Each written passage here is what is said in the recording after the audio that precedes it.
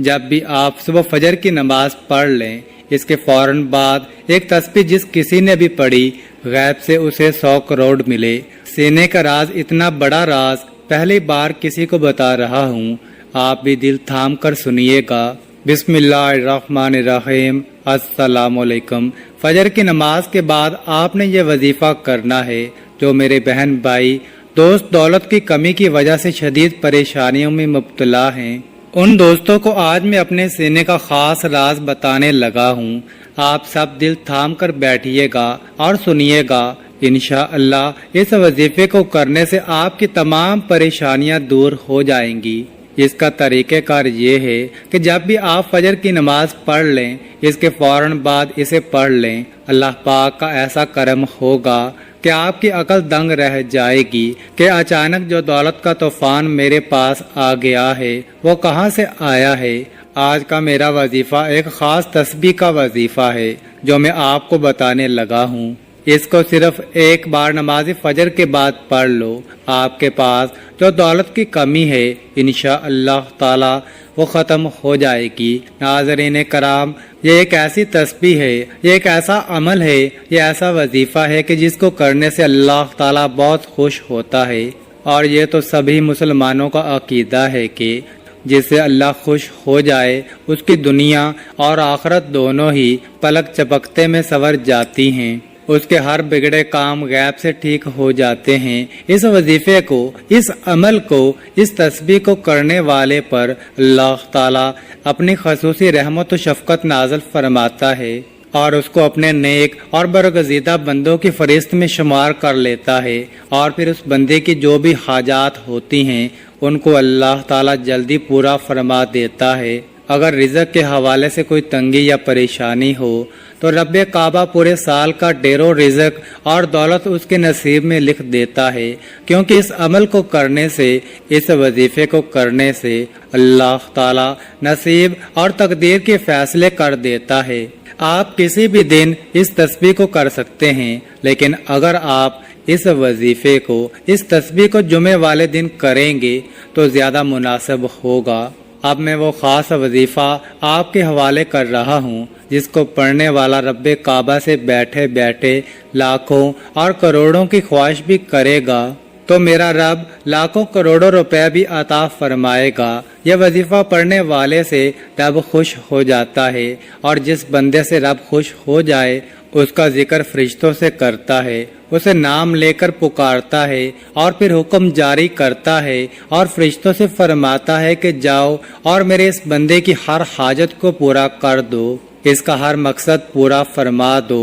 یہ جو کچھ بھی مانگتا ہے، جیسا بھی مانگتا ہے، جلدی سے جاؤ اور میرے غیبی خزانوں سے اس کی جولیاں بھر دو۔ اللہ والو، جب رب کی ذات تم کو دینے کے لیے تیار ہے تو پھر تم لوگ لینے سے کیوں انکار کرتے ہو؟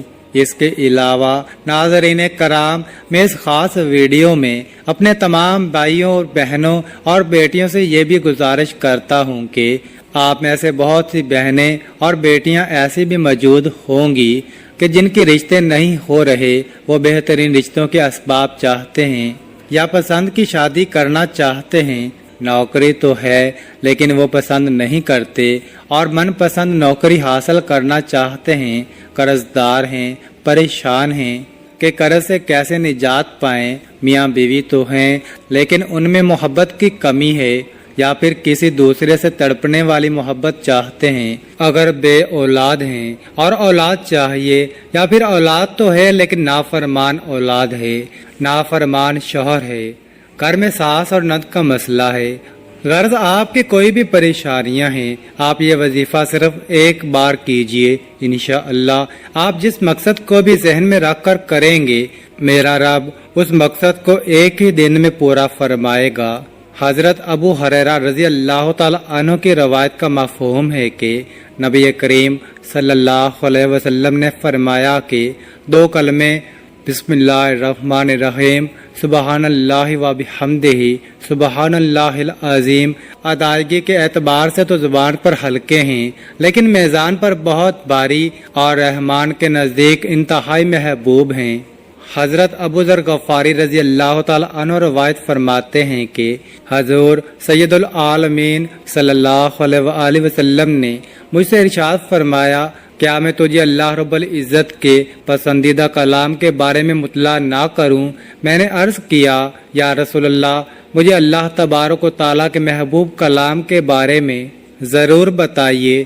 آپ نے فرمایا، بے شک اللہ کریم کا پسندیدہ کلام ہے، سبحان اللہ و بحمدہ۔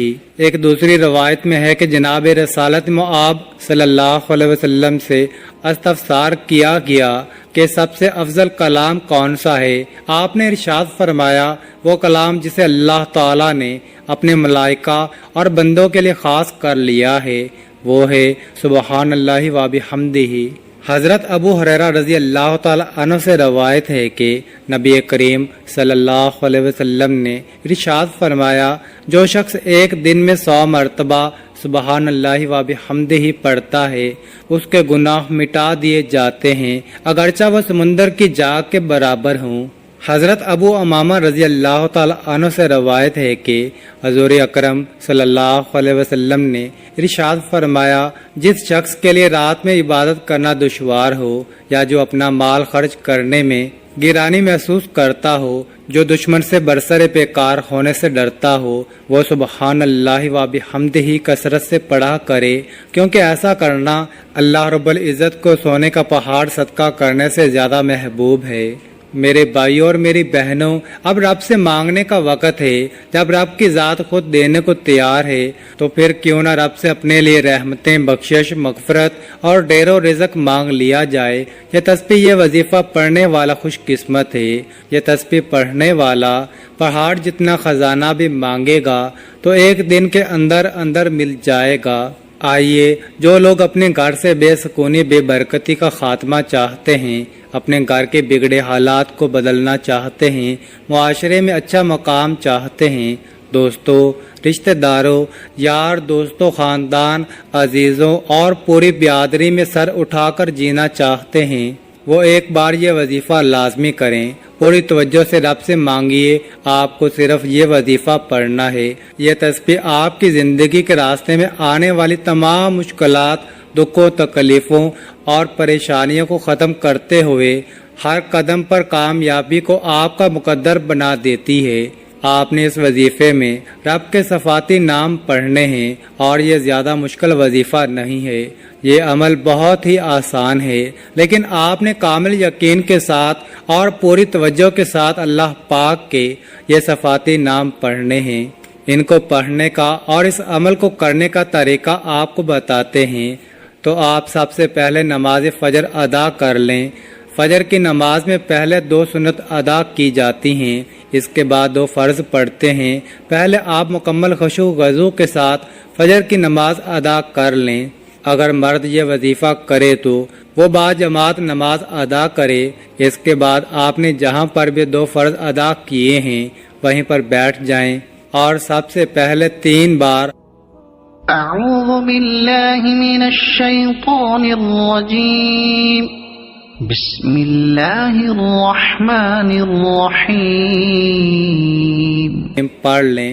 پھر اول و آخر 11 مرتبہ درود ابراہیمی پڑھیں۔ اس کے بعد آپ نے 11 مرتبہ سورہ کوثر پڑھیں۔